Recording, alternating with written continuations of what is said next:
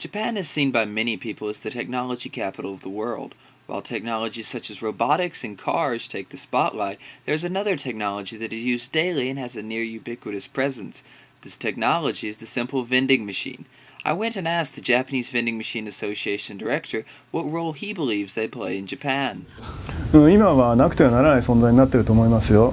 それで、小売業のね、省力化ってこともあるし、それからいつでもどこでも、飲料なりタバコなりを買えるということで、一つの社会的なインフラになっていると思いますね。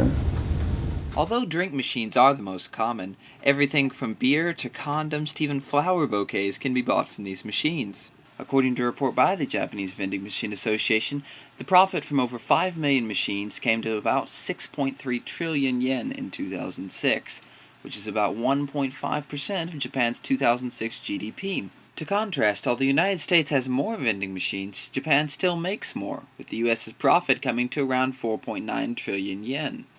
So what exactly makes vending machines so important to the Japanese? やはり経済が高度成長した時にね、人手不足っていうのがあったわけですよ。で、そういう中で普